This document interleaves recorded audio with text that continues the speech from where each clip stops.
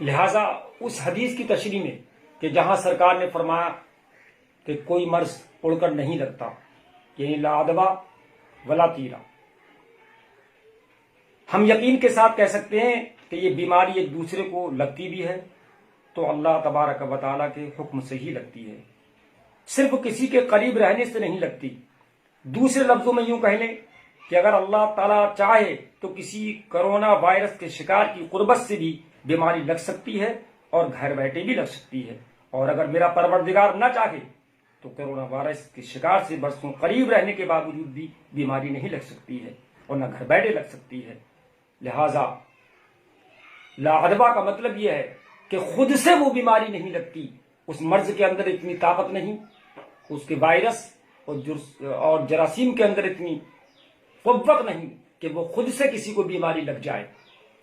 اگر لگتی ہے تو اللہ تبارک و تعالیٰ کے حکم سے لگتی ہے، اس لیے کہ تجربات شاہد ہیں کہ بہت سے بیمار لوگ صحت مند لوگوں کے پاس رہتے ہیں، برسوں رہتے ہیں اور ان کو بیماری وہ نہیں لگتی، اور کبھی ایسا بھی ہوتا ہے کہ ایک مریض ایک صحت مند کے پاس پہنچ جاتا ہے اور اگر 1 گھنٹے 2 گھنٹے بھی رہ لیتا ہے تو وہ بیماری اس کے اندر منتقل ہو جاتی ہے۔ تو دونوں حدیث ہمیں بتاتی ہیں، مطلب یہ ہے کہ وہاں پر کہ بیماری نہیں لگتی، اس کا مطلب یہ ہے کہ خود سے نہیں لگتی، اللہ تبارک و تعالیٰ کے حکم سے لگتی ہے، وہ چاہتا ہے تو لگتی ہے اور وہ نہیں چاہتا تو نہیں لگتی ہے۔ اس لیے ہمیں جو پرہیز بتائے گئے ہیں، جو احتیاطی تدبیریں بتائی گئی ہیں، ہمیں وہ استعمال کرنا چاہیے، اور جو آج بھی ماہرین ڈاکٹرز اس کرونا وائرس کے تعلق اور اس کے حوالے سے جو احتیاطی تدبیریں ہم کو بتا رہے ہیں وہ واقعی اسلام کے مطابق ہیں، اور ہمیں وہ تدبیریں اختیار کرنا چاہیے، اور شرعی نقطۂ نظر سے اگر اس کو دیکھا جائے تو یہ احتیاطیں جو آج بتائی جا رہی ہیں، کل ہمارے اسلام نے، ہمارے مذہب نے ہمیں پہلے ہی بتا دی، اور ہمارے یہاں صفائی ستھرائی پاک رہنا یہ تو شروع سے ہی چلا آیا ہے اور ایمان کا آدھا حصہ کہا گیا ہے۔ آج ماڈرن زمانے میں لوگ ٹیشو سے ہاتھ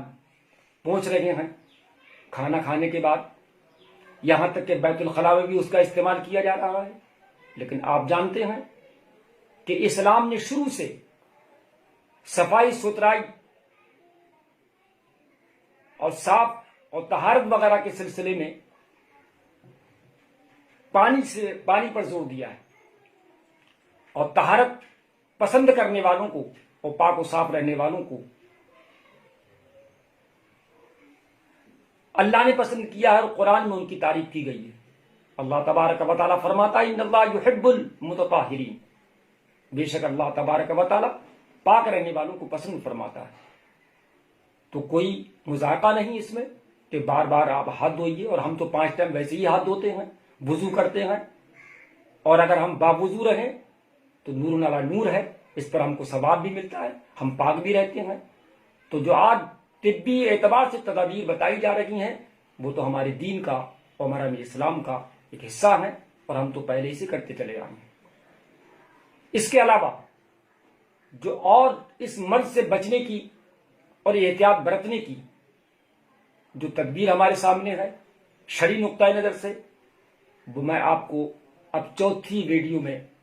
اس کا طریقہ، اس کی اہمیت اور اس کی فضیلت آپ کو بتاتا ہوں، آپ اس پر عمل کرنے کی کوشش کریں۔